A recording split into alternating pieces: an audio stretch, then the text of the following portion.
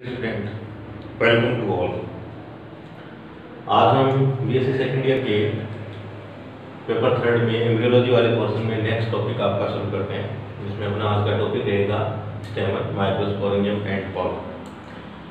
सबसे पहले अपन बात करते हैं स्टेमन। स्टेमन क्या?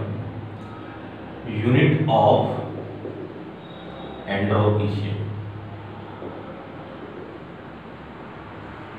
यानी पुष्प में आपने तीसरा चक्र पढ़ा था, जिसको अपन उमंग कहते हैं।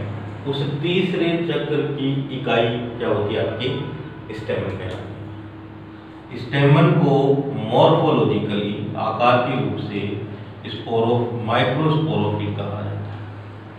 क्यों कहा जाता है? क्योंकि इस पे माइक्रोस्पोरेंजियम डेवलप होती है, और इन माइक्रोस्पोरेंजियम में क्या बनते हैं? माइक्रोस्पोर्स का निर्माण होता है। एंजियोस्पर्म पादपों में माइक्रोस्पोर पोलन ग्रेन को कहा जाता है, और माइक्रोस्पोरेंजियम पोलन सेक्स या पोलन चैम्बर को कहा जाता है।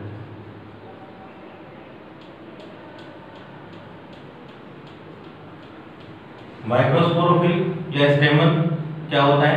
प्लांट का मेल सेक्स ऑर्गन होता है। मेल सेक्स ऑर्गन होता है जो 3 भागों में बना है। Number 1 filament, number 2 anther, number 3 connective. इन तीनों भागों को संयुक्त रूप से अपन क्या बोलते हैं? स्टेमन बोलते हैं। एक टिपिकल एंथर की यदि अपन स्ट्रक्चर देखें तो हमें इसके अंदर निम्न भाग दिखाई देते हैं। तो अपन डायग्राम से इस चीज को समझने की कोशिश करते हैं कि इस तरह से एंथर के अंदर हमें ये भाग दिखाई देता है।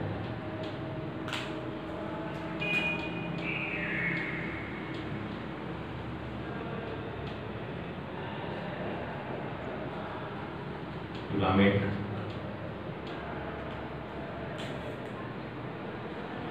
कनेक्टिव,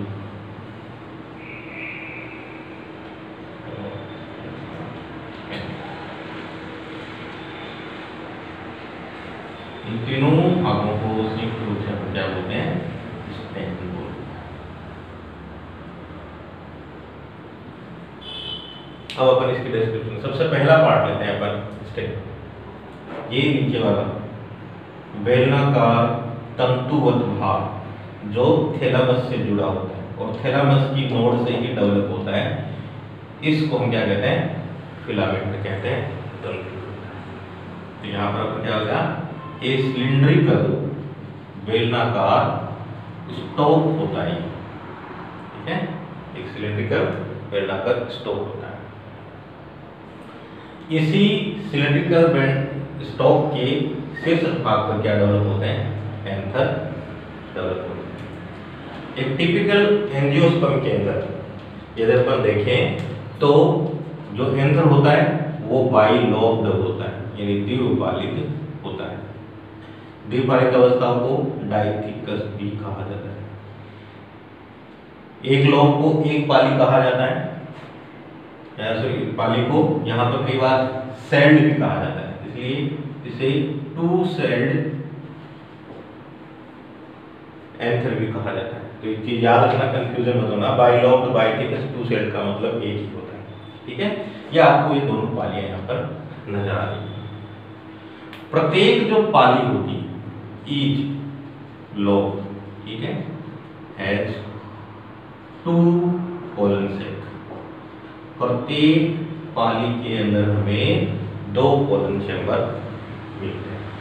कहते हैं क्या होगा? बहुत पालियों में क्या होगा? इन बोथ, ठीक है, लोग दोनों पालियों में आपको कितने पोलन सेक मिलेंगे? 4 पोलन सेक मिलेंगे। और ये हम अच्छी तरह से जानते हैं पोलन सेक को हम क्या कह रहे हैं ऊपर भी, ठीक है? माइक्रोस्पोरेंजियम। माइक्रोस्पोरेंजियम। अतः इस पोलन से, अतः इस एंथर को अपन क्या बोलेंगे? टेट्रास्पोरेंजियट एंथर कहेंगे, टेट्रास्पोरेंजियट एंथर कहेंगे। तो ऐसे एंथर जिनके अंदर आपके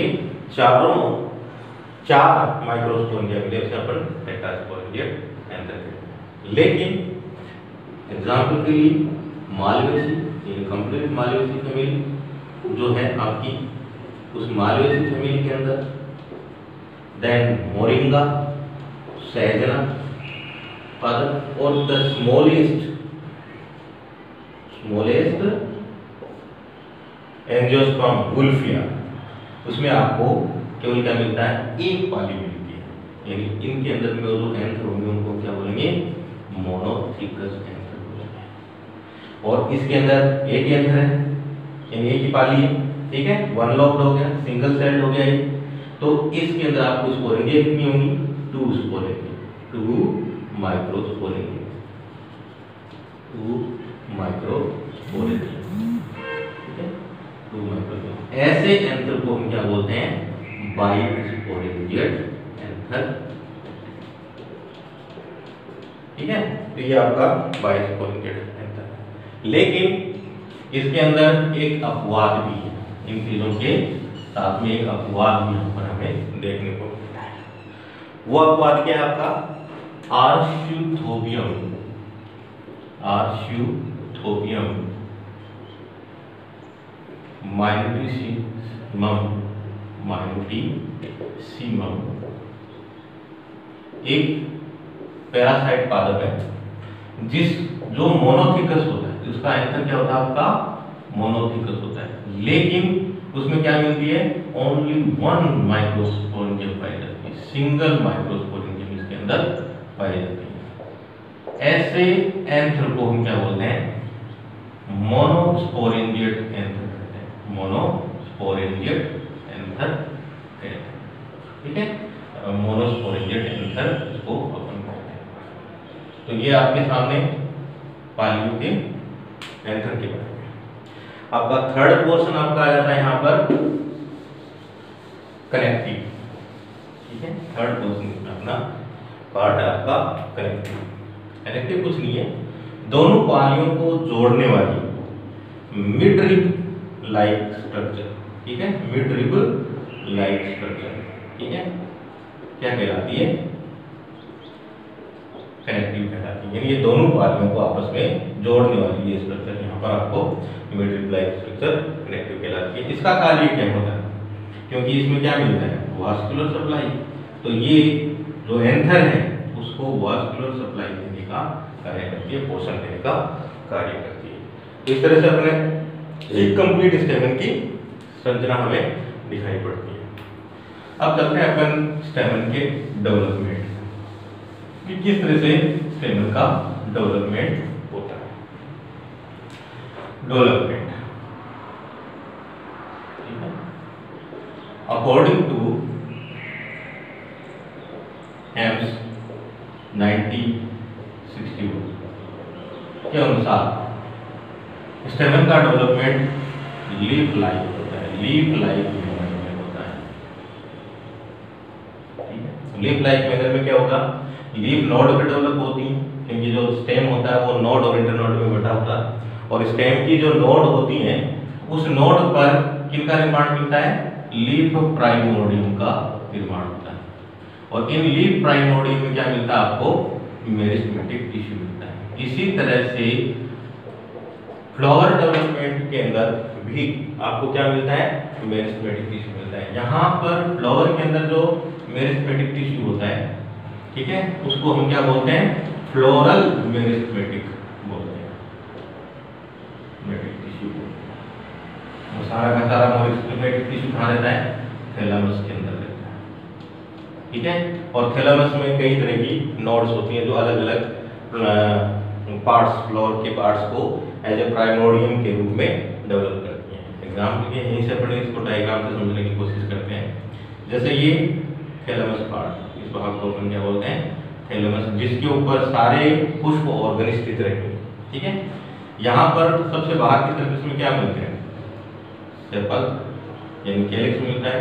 कैलिक्स की इकाई क्या कहलाती है, सेपल। तो सेपल को बनाने वाली प्राइमोर्डियम क्या हो जाएगी, सेपल प्राइमोर्डियम, ठीक है, सेपल प्राइमोर्डियम। तो वो यहाँ पर सेपल प्राइमोर्डियम, सेपल के बाद में यहाँ पर क्या मिलता है आपका पेटल, तो पेटल प्राइमोर्डियम, ठीक है, ये आपका क्या हो जाएगा पेटल प्राइमोर्डियम, ठीक है।